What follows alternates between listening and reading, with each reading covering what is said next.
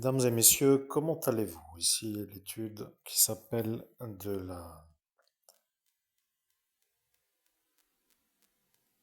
la vie de l'homme que vous entendez. Je sais que d'être dans la médiumnité est une chose qui n'est pas à la portée de tous ceux qui voudraient. Il faut comprendre que d'être un médium est une sorte de faculté qui peut faire jalouser ceux qui n'ont pas la faculté d'être médium. Pour moi, l'homme humain, pour dire ma voix, pour dire celle que vous entendez, la mienne, c'est tout simplement pour moi la vie.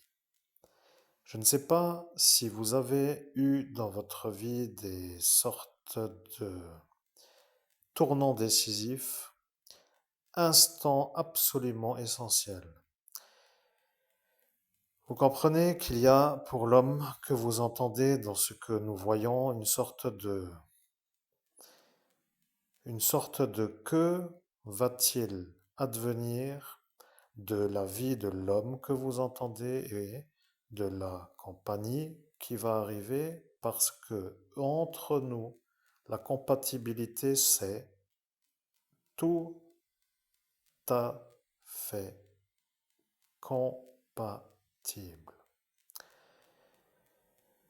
Je vais faire des grands détails sur ce qui s'appelle le schéma astrologique que vous avez à l'écran avec la manière de ne pas trop vouloir couper le son, un téléphone sur la joue pour dire la jambe. Et nous allons voir tout d'abord la phase lunaire, car la phase lunaire est étudiée, donc pour ainsi que cela soit compris, pour le mois en cours de la vision que vous avez tout simplement du mois qui se trouve être le mois avril 2025. Nous avons la pleine lune en date du 13 avril 2025.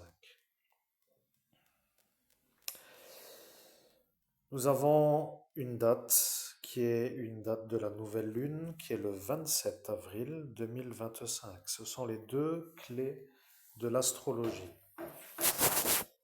Entre les deux, il y a un quart croissant et un quart décroissant qui n'ont pas autant de force. Ce qui veut dire que pour être compris, les dates que certains astrologues utilisaient en premier étaient toujours les dates de pleine et de nouvelle lune. Mesdames et messieurs, j'espère que la vidéo vous intéresse parce que de mon rang néanmoins élevé, j'essaie de faire une explication qui pourrait être comprise dans le sens où absolument essentielle est la formule. Nous sommes arrivés au mois d'avril 2025, nous allons voir ce qu'il y a à regarder pour être compris, parce que ça devient une sorte de véritable intrigue. En date du 13 avril, que s'est-il passé? Regardons la date, le 13 avril. Le 13 avril est ainsi que cela soit su comme étant une date qui s'appelle le dimanche. Le dimanche 13 avril est donc la date de la pleine lune, dans la nuit du 13 au 14. Nous avons la pleine lune qui s'appuie sur une sorte de complémentarité astrologique journalière solaire, ce qui fait une opposition directe. En termes de... Bien, je me bénis parce que je ne dois pas être atteint de l'émotion. C'est des fois tellement rare de voir passer la comète de Halley comme si c'était la comète de Halley qui fait que cette comète est la comète. Donc, ce qui veut dire qu'en date de notre date, il y a eu ce qui s'appelle une sorte d'opposition du jour avec la pleine lune du signe donc lunaire, ce qui pour ainsi dire est qu'il y a deux fois soleil, parce que si on peut dire cela comme cela, bien sûr, parce que le jour dimanche est le jour. Euh, le jour dimanche est le jour. Le jour suivant est un lundi, mais le jour lundi est aussi donc proche du dimanche, ce qui voudrait dire tout simplement que le dimanche est le jour solaire. Si d'aventure celle-ci est apparue en pleine journée, ça voudrait dire qu'elle est née en soleil, soleil, lune, faible lune, mais fort soleil. Bon, pour ainsi dire, trois soleils, pour dire que c'est assez rare. Maintenant, nous qui sommes du signe astrologique Poisson, nous devons voir s'il y a des choses à révéler. Regardons ici s'il y a des choses à révéler.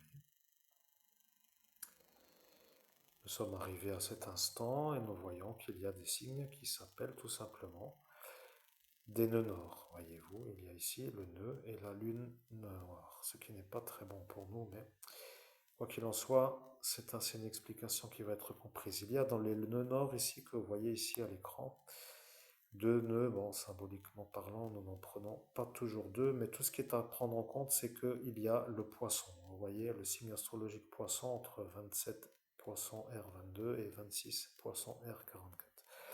Cela ne veut pas dire grand-chose, mais c'est le nœud nord qui se trouve en signe du poisson et tout simplement, il est encore à la fin du mois d'avril, donc il y est toujours encore pour nous aussi, donc toujours que cela soit cela. Cela veut dire que c'est pour nous une complémentarité astrologique. Autant dire que c'est un invité bienvenu, pour ainsi dire. Bon, disons que pour faire court, il n'y a pas besoin de faire trop, mais pour toutes les planètes, nous prendrons après le diagramme du ciel, parce que ceci vient donc du livre des éphémérides, et ces éphémérides ne sont pas donc destinées à tous, mais pour les gens qui s'intéressent, eh bien ça devient quand même quelque part une sorte de jalon, car on peut dire que parfois le hasard fait que certaines personnalités ont une personnalité en raison de l'astrologie qui correspond à leur incarnation.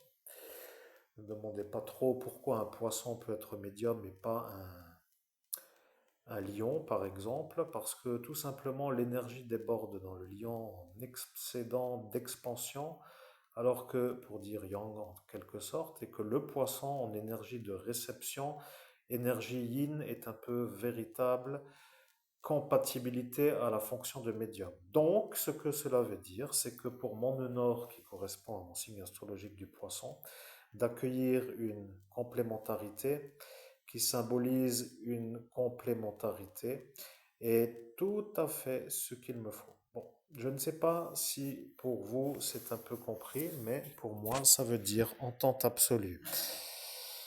C'est tout, mesdames et messieurs. Je vous souhaite à tous une belle étude astrologique de cette révélation que je fais, mais je vais faire après une autre vidéo, donc restez connectés et je vous dis à tout de suite pour la suite des vidéos.